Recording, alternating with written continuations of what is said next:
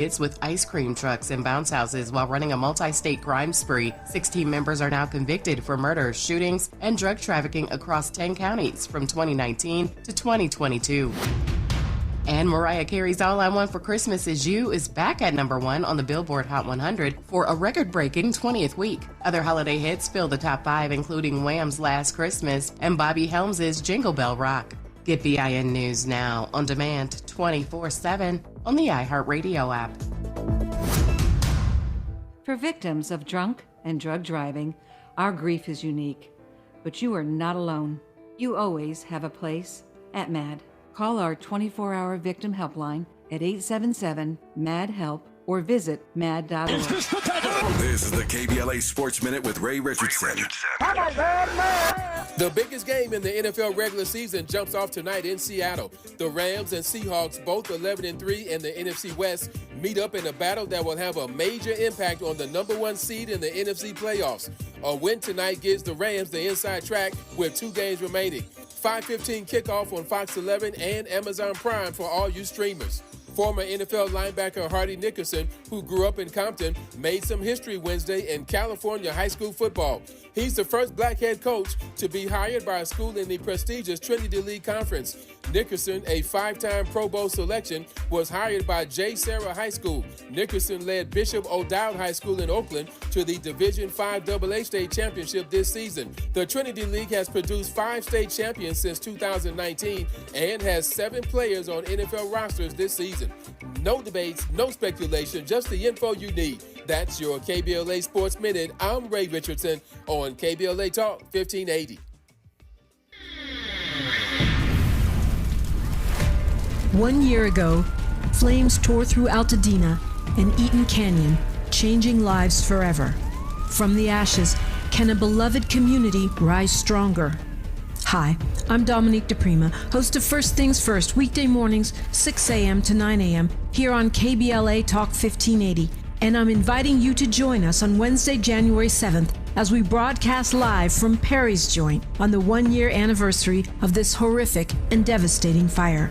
We're remembering those we lost, celebrating the heroes and sheroes who answered the call, and honoring the resilience of neighbors who are determined to rebuild together. I've been a strong black woman a long time, and I can't just break down now. Hear the stories of survival, the voices of recovery, the spirit of community that the fire couldn't destroy, and yes, the angst of those who still do not know where they go from here. Yeah, where am I go? At KBLA Talk 1580, we don't just cover the story, we're part of this community, and we've done our level best to hold those responsible for this fire accountable.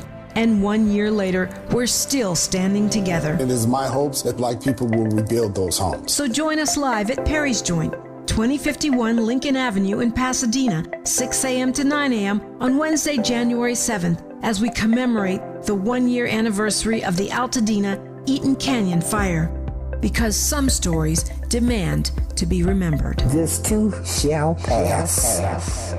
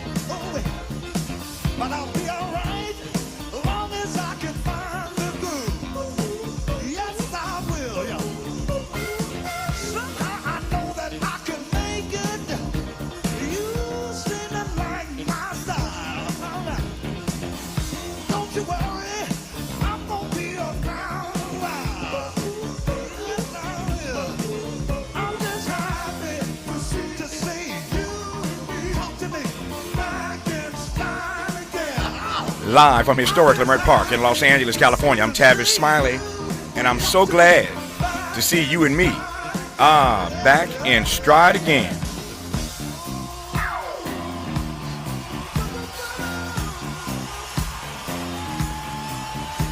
before we get started with today's show, let me invite you to follow me on Facebook and Instagram at The Real Tavis Smiley and get updates on X, that's formerly Twitter, at Tavis Smiley. By the way, should you miss any part of today's program or want to catch up on previous shows, you can always visit thetavisSmileyShow.com. That's thetavisSmileyShow.com or wherever you get your podcast and listen to the Tavis Smiley podcast version of this live program at your leisure. Another great show on tap for you today.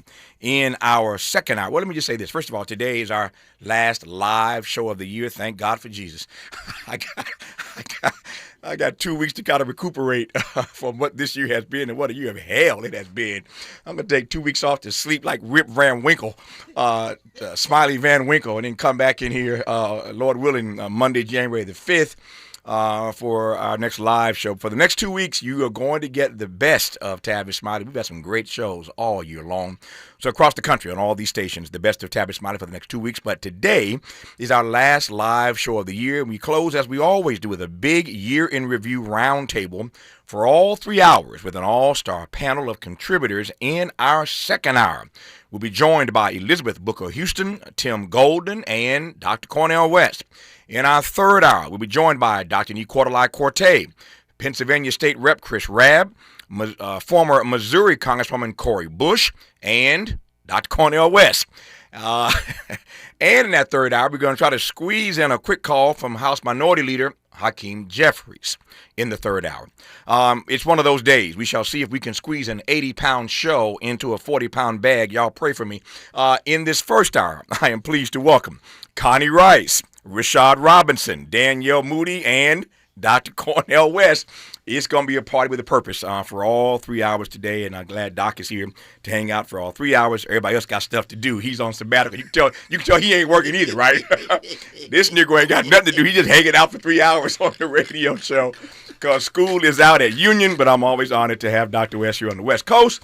And delighted to have him in studio. Going to be a great 3 hours. Connie, how are you? Hey, Tavis, I'm doing great. How are you? You know me. If I complain, I'd be an ingrate. I'm just doing the best I can. Dr. West, how are you today, sir? Brother, we are here with one of the most brilliant, wise, courageous, and long-distance runners for freedom, talking about our dear sister, Connie Rice. You know who I'm talking about, my brother. Yeah, Connie's here in studio with us. Back at you, Doc. Best of Harvard, best of NYU, Law, Damon Keith. She studied with, worked with. We ain't got the Lane Brown. We ain't got the Lonnie Guarnier, but she's still strong as ever. You know how blessed you are to have her as commentator. I tell her all the time. I'm telling her. Towering public intellectual. Honored to have her here. Yeah, well, I'm a shadow of Doc, so just take what he said tenfold for Doc. Yeah, Okay? see, we can do that for an hour, just the two of them. And I ain't said hello yet. Sorry. To Rashad Robinson. Rashad, how are you, sir? Rashad. Always good to be with all of you. It's good to hear your voice. And Danielle Moodie, how are you today? I am very good. Good to be here with all of you. It's glad to have you all on. Let me start. Miles, I want to pull up this clip. There are a couple of them from last night, and I don't want to do it, but since he is the president, and since he did sort of go off last night, there are a couple of clips here I want to play from last evening. Donald Trump never misses a moment to bash the prior administration. That's like Joe Biden is old news at this point. Except in Donald Trump's mind. He still can't seem to let that go. So, Miles, let me start with this first clip, and we'll jump from there. Good evening, America. 11 months ago, I inherited a mess, and I'm fixing it. When I took office, inflation was the worst in 48 years, and some would say in the history of our country, which caused prices to be higher than ever before, making life unaffordable for millions and millions of Americans. This happened during a Democrat administration, and it's when we first began hearing the word affordability. Our border was open, and because of this, our country was being invaded by an army of 25 million people, many who came from prisons and jails, mental institutions, and insane asylums. They were drug dealers, gang members, and even 11,888 murderers, more than 50% of whom killed more than one person. This is what the Biden administration allowed to happen to our country, and it can never be allowed to happen again. That's how he started last night. Happy holidays to you too, Mr. President. We called Dick Cheney passed away this year, as you all know, former Vice President. They called him Darth Vader. I'm gonna ask Connie when we come forward what we got to call Donald Trump going forward. Speaking about the Grinch. Anyway, that's one clip. I got one more I'll play when we come forward. Just getting started on this year-end roundtable, an amazing panel of guests, all 3 hours. I will cut Danielle Moodie and Rashad Robinson, Connie Rice, and Dr. Cornel West loose for the rest of the hour when we come forward. You're listening, and I'm glad about it, to Tavis Smiley. From Leimert Park with love, this is Tavis Smiley. Find what you love what you find. A Total Wine and More. There's so much waiting for you. Spirits and beer, thousands of wines. Guides in the know and prices so low, it just might blow your mind.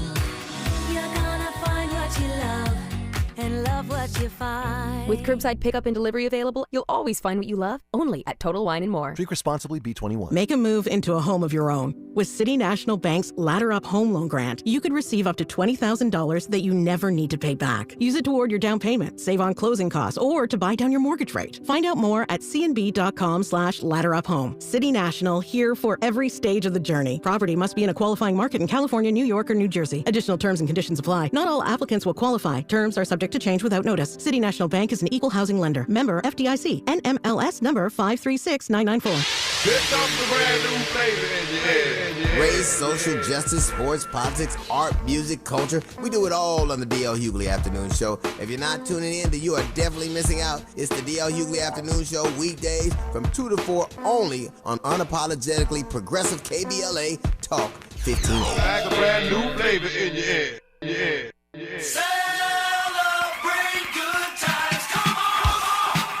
KBLA Talk 1580 congratulates Malik Books on celebrating 35 years in business. It's a celebration. Malik Books proudly houses one of the largest African American and diverse children's books in the nation. This is the perfect time to pick up holiday reads, meaningful gifts, and to support literacy in our community. For 35 years, Malik Books has stood strong in the Black Book Revolution, uplifting stories that heal, inspire, and transform. One reader at a time. Change your thoughts, change your life. Books are the gift that keeps giving. From all of us at KBLA Talk 1580, congratulations to Malik Books on 35 years of culture, pride, and community.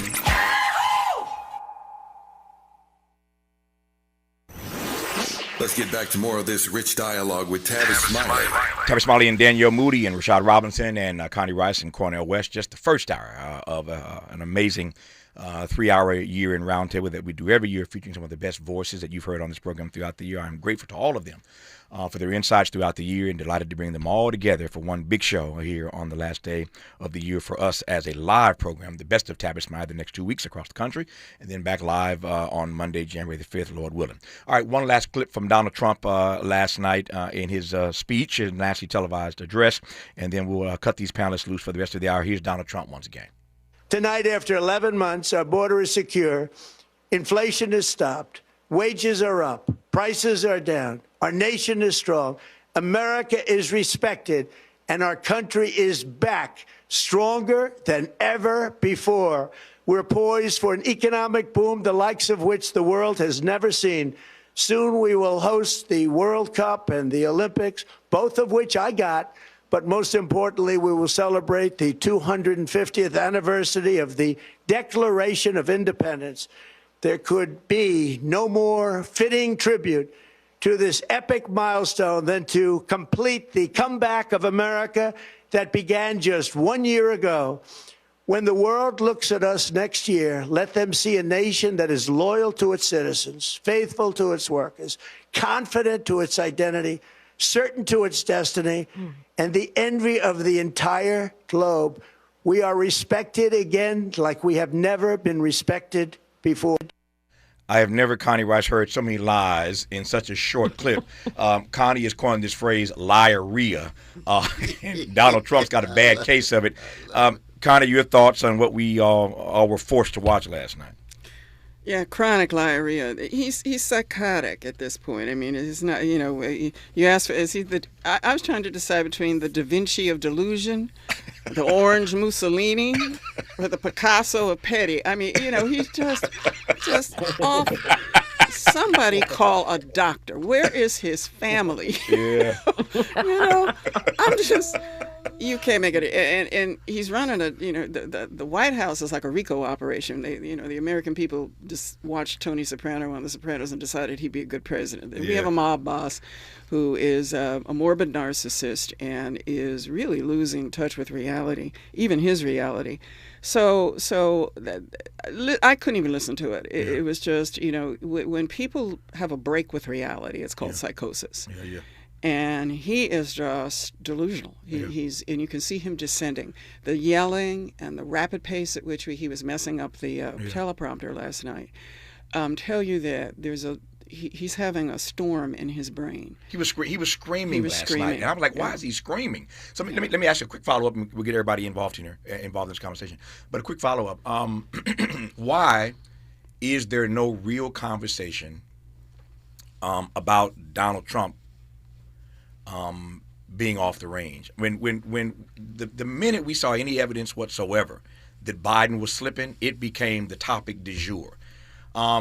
It's the same mainstream media covering Trump that covered Biden, and the mainstream media has not pivoted as yet to this story about Donald Trump losing it in the same way they did about Biden. What am I missing here? It's two different standards. Yeah. He's judged by the standard of crazy celebrity. Mm-hmm. He's just judged by the standard that you look at Hulk Hogan. Right. Bless his, you know, may he rest in peace. Yeah. So the standard for celebrities, they can get away with all kinds of drug use and sexual abuse, and you know, it's plus the elite. The elite are also there's a triple standard. Yeah. So the standard of celebrity is not the same standard as the standard we use for traditional politicians. Mm-hmm. So what Hillary Clinton, Barack Obama, Biden get judged by is they have a much, I mean, I want the Trump curve. Mm-hmm. I want Trump affirmative action because everything goes. You can get away with anything. And it's okay because it's part of his shtick, it's part of his performance, it's part of his celebrity persona. And people, you know, apparently I missed it because I didn't watch The Apprentice. When they fell in love with him, he was a celebrity. That's why they're two different standards. But Danielle Moodie, if I accept the fact that we've been this factoid we've been given for years, or at least as a factoid we've been told this, that there is a so-called liberal media bias. It is the same liberal media covering Trump, I repeat, that covered Joe Biden, and yet they have not advanced this story about Donald Trump being crazy the way they talked about Joe Biden and his mental acuity, but it's the same media. So what am I missing about the way that this media that apparently has no love for Donald Trump is not covering him in the way they did with Joe Biden? What am I missing, Danielle? You know, I think that is one of probably the biggest misconceptions is that the media was ever liberal. Right. I think that the media that we see now sways with wherever a dollar goes, and that they are so fearful of being sued. You have seen them completely shut down. I mean, ABC gave Donald Trump $16 million. You had now the takeover of CBS. I mean, Jake Tapper the other day, who had the audacity to write the book calling out Joe Biden and the Biden administration when asked about his thoughts with regard to Donald Trump falling asleep in multiple cabinet meetings, he said, well, you know, he's of age and that those things happen. And I'm like, I'm sorry. Yeah.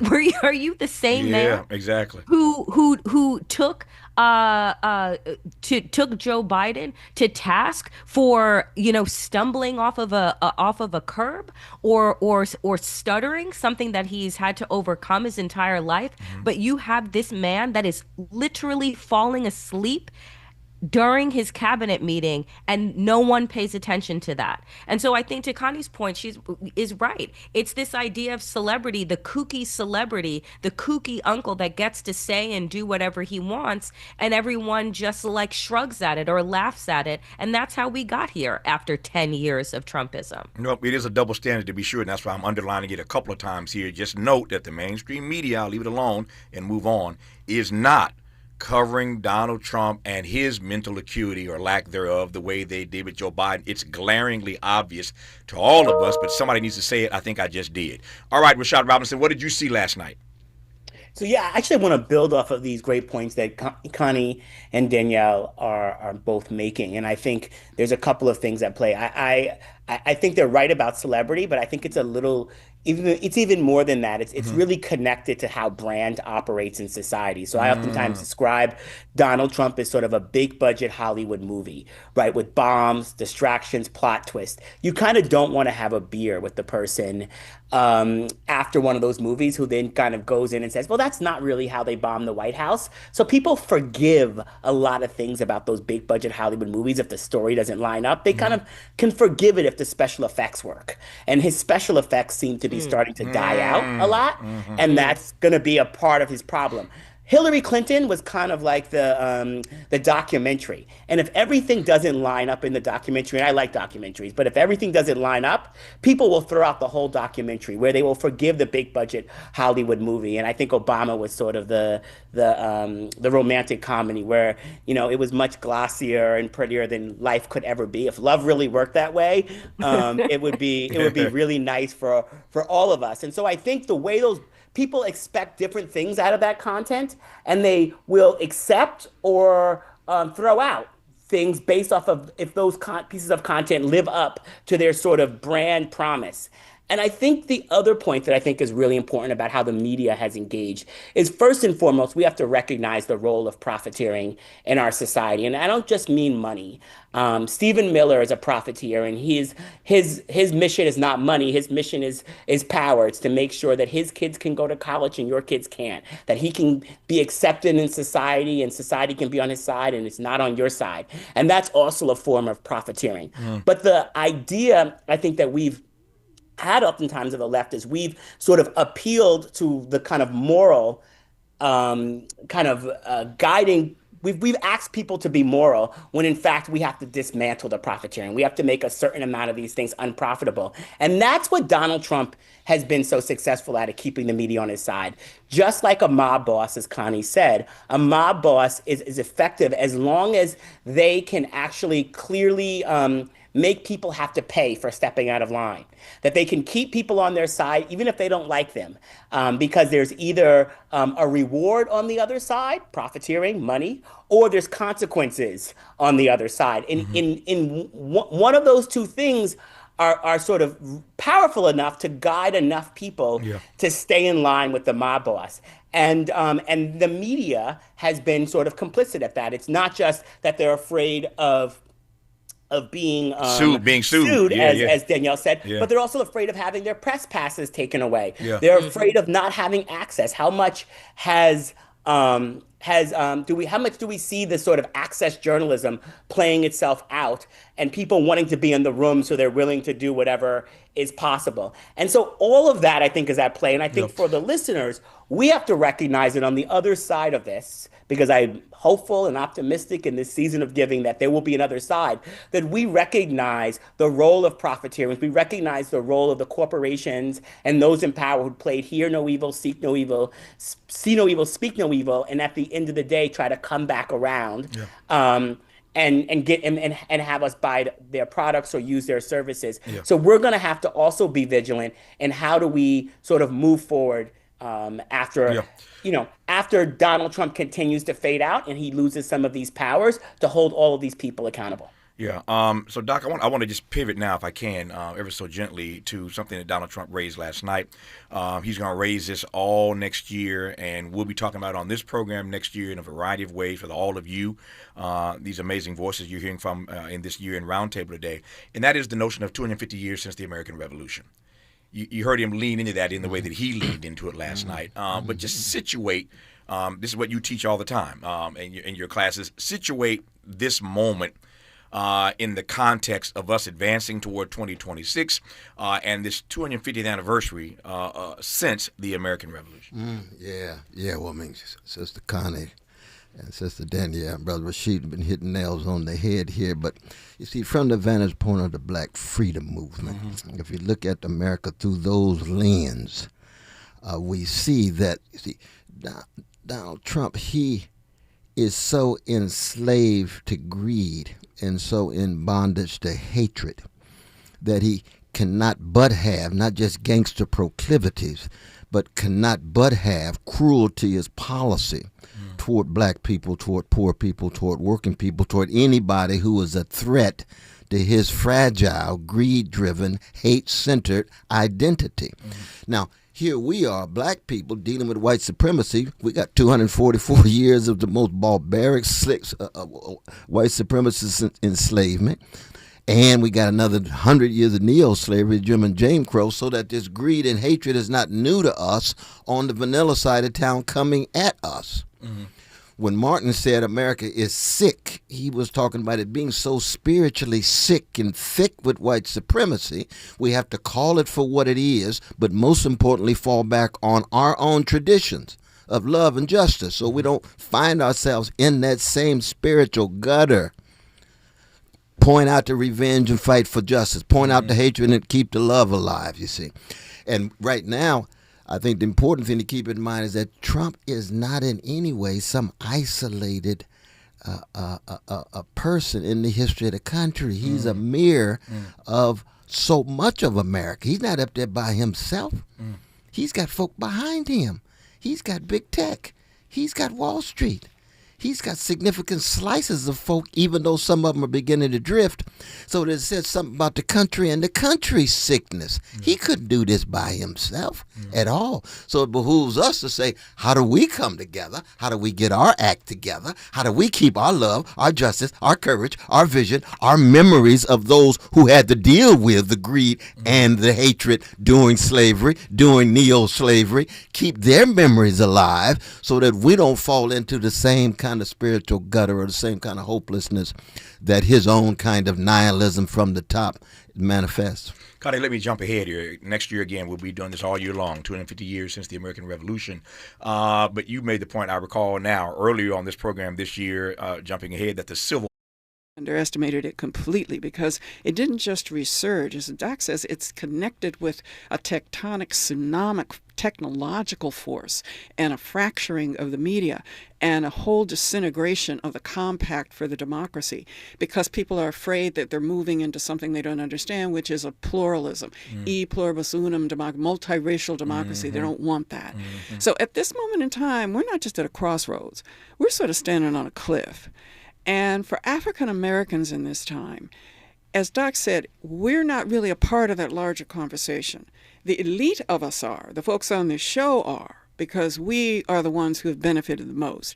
But if you look at most of African Americans, the middle class, the working class, the lower working class, and the underclass, they didn't just get left behind. There's no plan for them. We just keep measuring their despair and the gaps and the abyss in which they're sinking.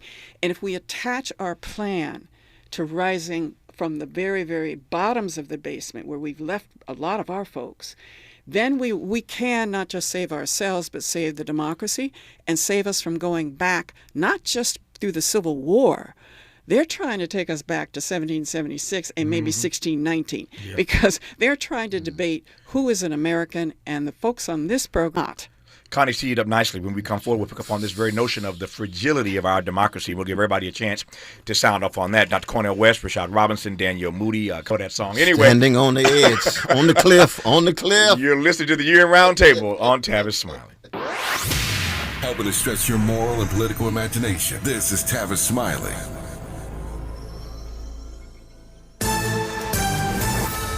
I'm Bree Wood with BIN News Now. Civil rights groups want the Immigrant Detention Center at Fort Bliss in El Paso County, Texas, shut down. Attorney Savannah Kumar. It's really quite horrifying what people who are detained there are being put through. The ACLU calls the TEM facility a humanitarian disaster, citing violence and poor conditions.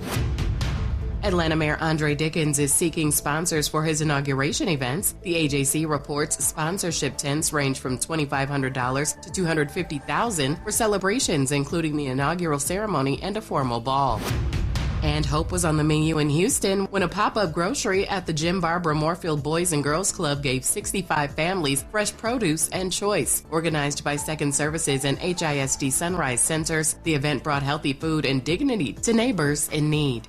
Get BIN News Now on demand 24/7 on the iHeartRadio app. For victims of drunk and drug driving, our grief is unique. But you are not alone. You always have a place at MAD.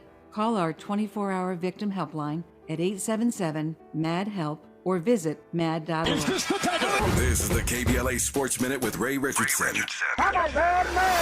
The biggest game in the NFL regular season jumps off tonight in Seattle. The Rams and Seahawks, both 11-3 in the NFC West, meet up in a battle that will have a major impact on the number one seed in the NFC playoffs. A win tonight gives the Rams the inside track with 2 games remaining. 5:15 kickoff on Fox 11 and Amazon Prime for all you streamers. Former NFL linebacker Hardy Nickerson, who grew up in Compton, made some history Wednesday in California high school football. He's the first black head coach to be hired by a school in the prestigious Trinity League Conference.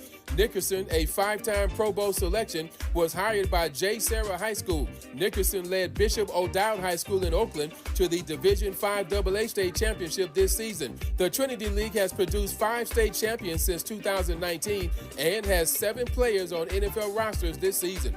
No debates, no speculation, just the info you need. That's your KBLA Sports Minute. I'm Ray Richardson on KBLA Talk 1580.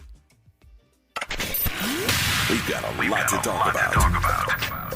Hi, I'm Zoe Williams, a.k.a. the Voice of Reason, encouraging you to join me weekdays from 7 to 9 p.m. for the world's most intriguing relationship radio roundtable. Every night, I facilitate and encourage our loyal listeners to participate in the most engaging relationship discussions you'll hear anywhere. So make it a point to rendezvous with me, Zoe Williams, the Voice of Reason, Monday through Friday, 7 to 9 p.m. Pacific Standard Time. Trust me, your relationships will never be the same. The VOR is on fire tonight. Unapologetically progressive. KBLA Talk 1580. We've got your black.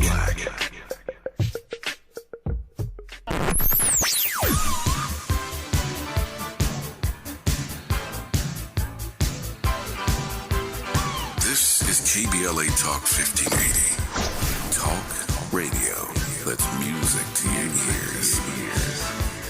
We're unapologetically progressive. KBLA Talk 1580. Nugget bells, nuggets all the way. Hi, I'm Kylie. I'm John. And I'm Garrison. And a little thing we love about the 30-count Chick-fil-A nuggets is sharing them when we cut down the Christmas tree. We will pack the car with gifts. And of course, we go and pick up our family's favorite nuggets. Every nugget is tasty times quadrillion. And we get all the sides. Yeah, the ooey gooey mac and cheese is a big hit. Share the nuggets, share the joy. Order the 30-count Chick-fil-A nuggets on the Chick-fil-A app. Real guests paid for their testimonials. Got issues with youth or high school sports? Positive Coaching Alliance can help.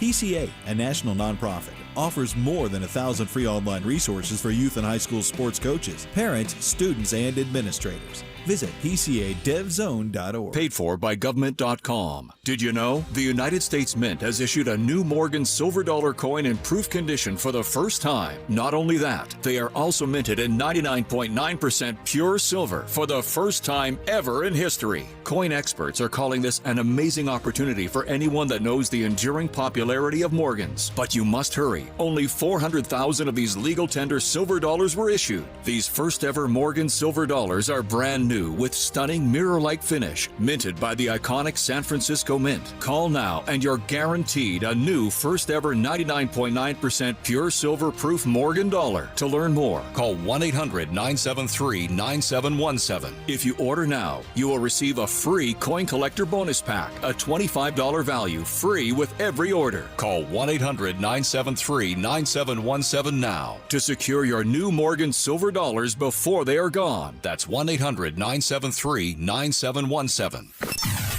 Sometimes he fails at fitting in, but we're okay with that. You're inside the Tavis Smiley Show.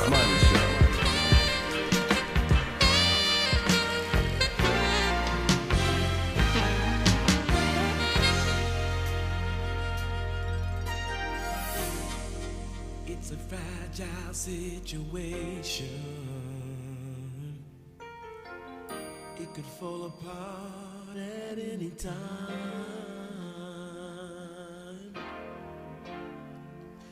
And none would be the wiser except you and I.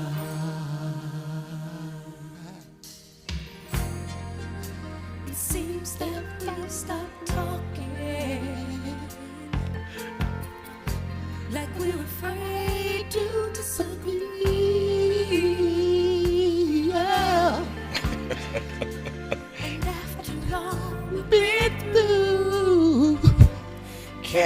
still be that naive. Yeah. If your heart isn't in it, why can't you tell me so? If my heart wasn't in it, I'd go long ago. If your heart isn't in it, all right, that's Atlantic Star, y'all. Doc and I are bastardizing. Atlantic Star, goddammit. We bastardizing Atlantic Star, but no, they said I had to get that opening line out. Oh, brother, that's so it's a fragile situation. That's so common. It could fall apart at any time. Connie, that's what you were saying earlier about about our democracy. Exactly. Is it that fragile? Oh yeah, we're fractured. But you know, want to know something? Yeah. We're gonna rise from these ashes too. So we always have. And as I was telling Doc, I said the darkest time had to be the Middle Passage, and then right after the Civil War and post-Reconstruction, when the rise of Klan terror and all the rest of it, when we really instituted Jim Crow and Jane Crow. So listen, we are going to rally. We are going to get the right diagnosis. We're going to stop sending brain cancer to the hairdresser, and we're going to get it down to the struts. And we're going to figure out the depth of the hole that we're in, because misdiagnosing it is what we're doing right now. I hear that. I'm Tavis Smiley. I got an all-star panel here in the first hour. This is just hour one. It's Cornel West, Connie Rice, our friends Danielle Moodie and Rashad Robinson. We'll get them back in here in just a second here. But let me challenge that, Connie, just based on some historical perspective, at least as I see it. So, Doc, I want to come to you on this right quick here, and I'm going to get back to Danielle and Rashad as well. But Martin gives the Have a Dream speech 63. He has one outlook, one view about America then. Fast forward to the last year of his life, as you know, I wrote about this in the book Death of a King. Oh, powerful text. Yeah, Martin is assassinated on that balcony in Memphis. One of the last phone calls he makes before he goes on that balcony and is shot, sadly, regrettably, is to his church office back in Atlanta at Ebenezer. Tells his assistant, Dora McDonald, as he did every week on the road, what his sermon was going to be for Sunday morning so they can get it typed up in the bulletin for the parishioners when they arrive for Sunday morning service. The sermon he was going to preach, had he made it back to Atlanta Sunday morning, was Why America May Go to Hell. That was the sermon topic, had he made it back to Atlanta for Sunday morning, which he didn't, obviously. Why America May Go to Hell. And every time I say that to Americans and they try to juxtapose the I Have a Dream guy with why America may go to hell, it's hard to connect that, right? So I hear Connie's point about we may rise from the ashes, but I'm not so sure at this point that I'm confident that we really can achieve multiracial democracy. I'm starting to slide into that Martin space of why America may go to hell. So I hear Connie, and the best of me wants to connect to that, Doc, but I'm starting to feel more like Martin at the end in 68 rather than 63. Well, you see, one of the reasons why black folk at our best are such a great people, that if anybody can survive and thrive on barbaric slave ships for 244 years and barbaric slave auctions and barbaric slave plantations for 244 years, it means we have an unstoppable predilection toward finding the right kind of vision, the right kind of praxis, and the right kind of organizing. The very voices that we heard of Atlantic Star, we could hear in the way in which they sing in that song all of the wounds and bruises and scars that go into the shaping of a great people, and yet, lo and behold, in the midst of that misery, here come the delicacy of the sound. But that's us. That's us. That's not the democracy per se. That's true. Yeah. That's true, because we've had hellish conditions in their so-called context of paradise, but we've still been able to survive and thrive. Now that the whole nation has it, they go more and more turn toward our voices, our analysis, just like they've turned toward our music, they've turned toward the way we walk, the way we talk, because we've had catastrophic circumstances and we've been able to deal with it, and now the catastrophe is on their neighborhood and on the way to their house, and they're going to say, lo and behold, we got to listen to these legatees of Martin. We better listen to Connie. We got to listen to Danielle. We got to listen to Rashad, not just because they black, but because they come from a great black people who've been through hell and still want to tell the truth and fight for justice. It's what Doc calls the niggerization of America. That's what we're experiencing right about now. That's what he calls it, the niggerization of America. Danielle, let me just ask you point blank, watching my time here, whether or not at this point you believe that multiracial democracy is still possible. Oh, you would ask me that question? Yeah, I would. Yes, I would. Yes, I would. That's exactly why I threw it to you. I know.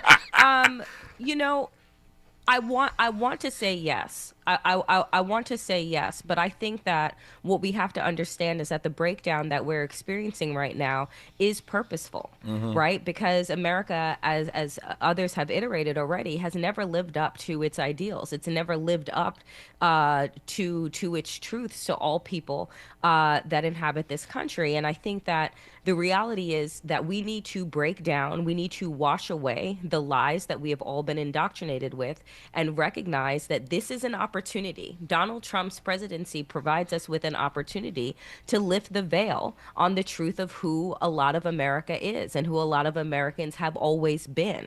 And I think that there is this opportunity, but we have to build it off of truth. We have to build it off of a real place and not this idealistic a sense of what we've wanted America to be, but what America is, and then deal with that truth and then build from there. And so, yes, do I still believe that it's possible? Yes, but I think that it is hard, and Americans generally don't like doing hard things, and that's what we're being called to do in this moment. Rashad, whatever one thinks of Donald Trump, you listened to that speech last night, you have to give him credit for one thing, if nothing else. He stays on message. He never goes off script, Rashad. It's because he's very clear about what he wants. I mean, there's a lot of chaos behind it all, but at the center of all of his actions, but at the center of it is it's about Donald Trump. And so he has a very clear sort of guiding principle in North Star. And so as a result, he can stay on a certain amount of messages. I think, this point about democracy and whether or not a multiracial democracy is possible, a lot of things are possible, right? But under this kind of current structure that we have, even the way our democracy is designed with single member districts and winner take all elections there and electoral college and the way the Senate is made up and all of that relates to a structure just from a power perspective that could not support a land of people who are basically ancestral strangers coming together and trying to figure out how to do things together. The power imbalances, the ways in which money and capitalism plays into that. So a whole lot of structures would have to shift in order for this sort of ideal of a multiracial democracy to actually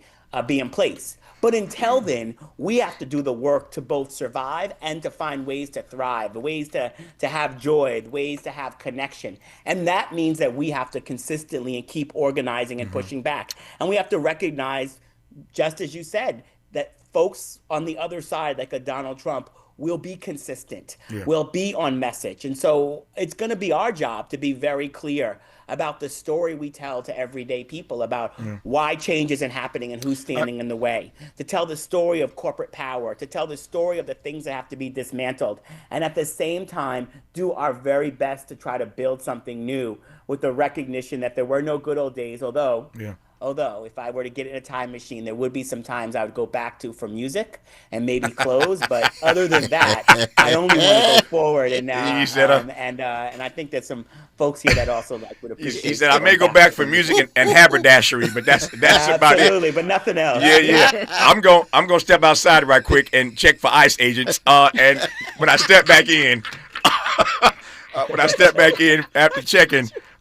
If they're not outside, we'll continue this conversation. You're listening to Tavis Smiley. Everybody's listening to Tavis. More when we come forward.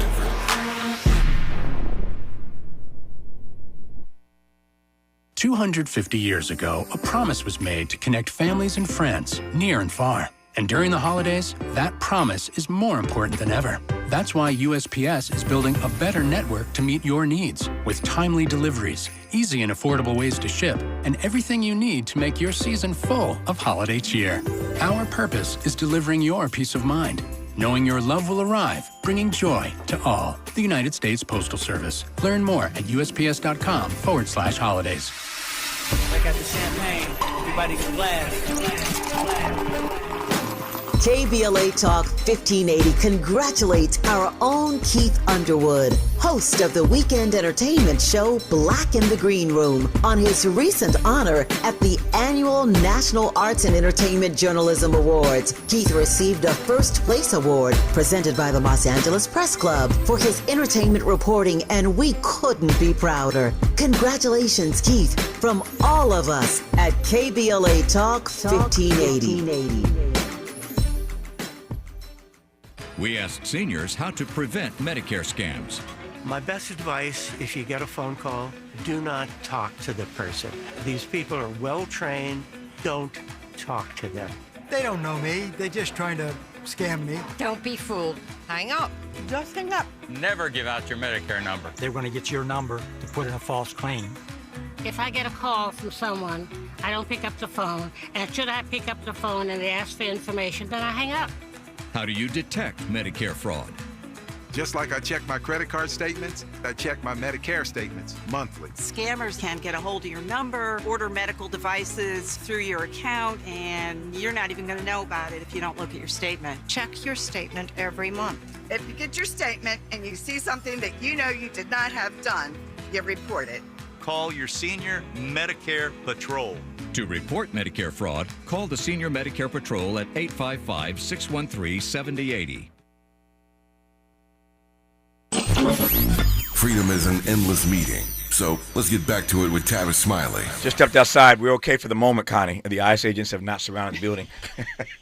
I got my mace. Yeah. No ICE, no National Guard. We are here in Los Angeles, so at the moment I think we're okay. A little birdie told me, Danielle and Rashad mentioned earlier he would go back in time, maybe for some haberdashery, maybe for some music. Somebody just told me that you and Danielle have known each other since y'all were teenagers. Is that true? Is that true? Danielle, yeah, do I know you? It is. Wow. Danielle and Rashad, y'all know each other that long? Where do I know you from? Because, I lived in 11 different states and moved every year of my life. I have no social Danielle, how did you and Rashad know have you guys known each other that long? They're both laughing. We went to college together. Oh, I did not realize that. We've been... How long have we known each other, Rashad? We've known each other since we were 17. Wow. Okay. And here we are on the Tavis Smiley Show together. I love it. Didn't know that they'd known each other that long. Connie, I'm watching my time is getting tight here. You said this earlier, so I want to just start with you now. Go around the table here right quick. What scares me most about 2026, and I said earlier that I'm not so sure that multiracial democracy is possible, but what does scare me is what you said earlier, that this Supreme Court next year, in the next few months, is going to do at least two more things.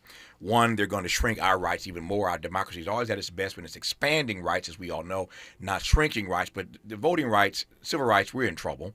So they're going to take rights from us and give more power to him. That's a scary frame to be in, Connie. Yeah, we've got a United States Supreme Court that is a MAGA cell. We got a MAGA cell on the Supreme Court, and they are the handmaidens to autocracy. I would never have guessed it. Yeah. Anybody who went to law school, you need to ask for a tuition refund because everything we learned is out. Yeah. That said, it's one vector. The Supreme Court is one vector. It can't alone destroy this democracy. The democracy, what's left of it, and what little of it we achieved, is going to be rescued, and from there we've got to rebuild, as everybody on this show has been saying. King said to Belafonte, I fear we're integrating into a burning house. That's it. We are integrating into a burning house. Yeah. And we've always been the firefighters.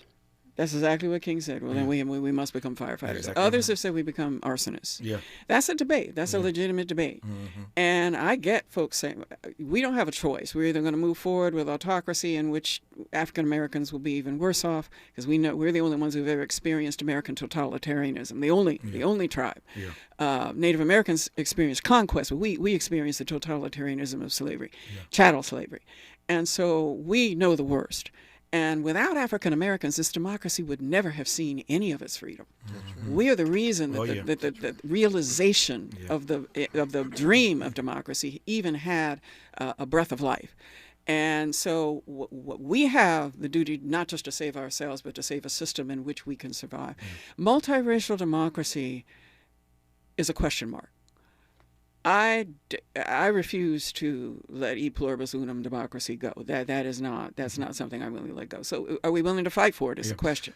So the other question I want to ask Danielle specifically and Rashad when we come forward is whether or not they believe that the political winds are going to shift in 2026. A lot of people just holding out hope that in the midterms that the political winds will shift in the other direction. We're going to try to squeeze in Hakeem Jeffries for a quick conversation in our third and final hour today.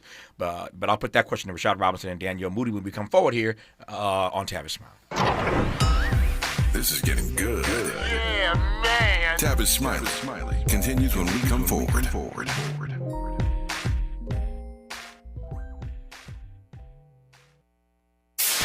KBLA Talk 1580. We've got a lot to talk about. KBLA Talk 1580 reminds you, when we fight, we win. The Youth Justice Coalition is challenging America's addiction to incarceration and discrimination. YJC works to dismantle policies leading to mass incarceration, law enforcement violence, and the school-to-prison pipeline. Their approach? Transformative justice, community intervention, free LA high school, legal defense, and system monitoring. YJC promotes safety without relying on prisons. Their goal? Prevent system contact and help people exit the system through direct action, advocacy, and education. Want to get involved or need help? Call 323-235-4243. That's 323-235-4243. Join YJC in creating change. When we fight, we win. KBLA Talk 1580, your voice for justice. This is a community call to action from KBLA Talk 1580.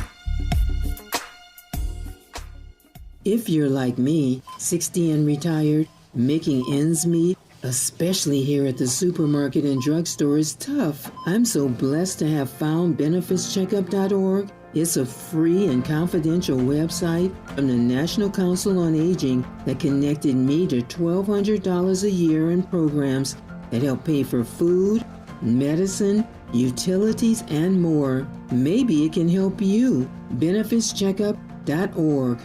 You know where you want to go in life, and City National Bank can help. City National knows the dedication it takes to build your vision for the future into a reality, and our team is here for you. We have a wide range of options to help, from personal savings accounts to interest-bearing money market savings accounts and more, all designed to help you get where you want to go. City National, here for every stage of the journey. Learn more at cnb.com. City National Bank is a subsidiary of Royal Bank of Canada, member FDIC. It's never too early to start talking about money in realistic ways with your kids. JP Morgan Chase navigates how to educate your kids now about creating long-lasting, healthy money habits. Whether your kids are in elementary school, high school, or college, now is a great time to start a conversation about ways to create healthy money habits as they grow, ultimately benefiting their financial future. Talking about money in a realistic way to support your kids' lifestyle and dreams, your first banking account geared towards high school or college. It's never too early. Explaining the basics, what you earn and what you spend, building financial confidence starts with getting organized. Learning and practicing vital money skills now will stay with them for life. Tools they will have to stay on top of their finances and achieve their goals. This segment is sponsored by JP Morgan Chase.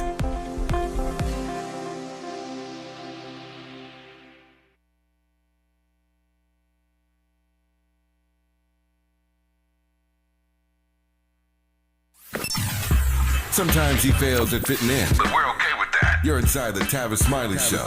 You are indeed. It's the first hour of our 3-hour year in review roundtable. We do it every year on the last day of my live show. We'll be on Best Of programming for the next 2 weeks. Back live on January the 5th. But so many great shows this year. You don't want to miss the next couple of weeks of the Best of Tavis Smiley for 2025 as we push our way to 2026. Dr. West and Connie will stick around for the next hour. We'll be joined by 2 other guests, Elizabeth Booker Houston and Tim Golden will join us. So 2 more great additions in the next hour. Again, Connie and Doc will stick around for that. So let me give Rashad and Danielle the last word in this hour. Rashad, I come to you first. My question that I posed a moment ago was whether or not we can hold out any hope that the political winds are going to shift in a different direction come 2026. Well, the winds constantly shift. I think the question is, in some ways, is who ends up benefiting at the end. And I really do appreciate what Connie was saying, so much of what everyone has said, but what Connie was saying earlier, sort of about who gets helped in these moments. And will it just be sort of a elite, middle class, upper class, college educated aspect of our community? Or will the wind shift enough to actually structurally change how so much is done, so that we're actually getting down to the root, and we're actually building something that has a kind of a curb effect, where the curb effect is really going to the sort of root. The curb, cutting the curb in the street helps so many more people, not just folks who are disabled, and that curb effect is this idea of how do we reach people who have been left out, pushed out, and excluded from the system, not just a passive left out, but an active being excluded. And so I hope that the winds change. I believe they will change, because that's how things oftentimes happen. But I think the question is where do the winds truly blow us, and do they blow us forward, or do they just move us to the side? So that's a powerful frame. I love the way he set that up, Danielle, because there's a headwind, there's a tailwind. If you've flown an airplane, you understand that between New York and L.A. You can get to New York, you can get back to L.A. In 6 hours. You can get to New York in 4.5 if the winds are blowing in the right direction. So there's a headwind, there's a tailwind. So the winds are always shifting, as Rashad said. But which way will they be shifting next year, Danielle Moodie? Yeah, I agree with that. And I think that, more people, I will say, are conscious now than they have been in the past. And I think that unfortunately, as more people experience the economic pains that Donald Trump has purposefully created in our country, that folks are going to recognize that they still have power to do something about it. Mm-hmm. And so I hope that the wind is going to be at the backs of the people to recognize that we have an opportunity in this moment to create the kind of society that we want, right? Given the fact that Donald Trump, I felt what he said yet last night was a threat. Oh, there's more is yet to come. And I'm like, my God, I was barely able to survive these last 11 months.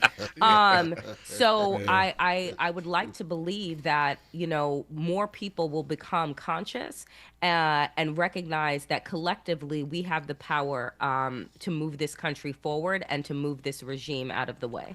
Rashad Robinson and Danielle Moodie, thank you at the end of this year for your voice on this program throughout the year. All 3 hours today, we're joined by the best of our commentators on this program. But I am blessed to be joined on this program every day by brilliant voices.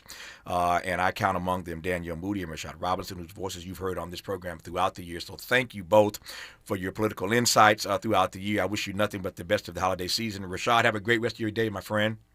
All right, thank you. Thank you both. And Danielle Moodie, nothing but the best to you. Thank you love for both your of you. time. We love both of you. Happy New Year. All right. Happy holiday so there's our one. Connie Rice and Dr. West will be here for the second hour. We'll be joined by Elizabeth Booker Houston and Tim Golden. In our second hour of all 3 hours today, it's our year in review roundtable. You're listening to Tavis Smiley. KBLA 1580 Santa Monica. I'm Bree Wood with BIN News Now. Civil rights groups want the Immigrant Detention Center at Fort Bliss in El Paso County, Texas, shut down. Attorney Savannah Kumar. It's really quite horrifying what people who are detained there are being put through. The ACLU calls the TEM facility a humanitarian disaster, citing violence and poor conditions. Atlanta Mayor Andre Dickens is seeking sponsors for his inauguration events. The AJC reports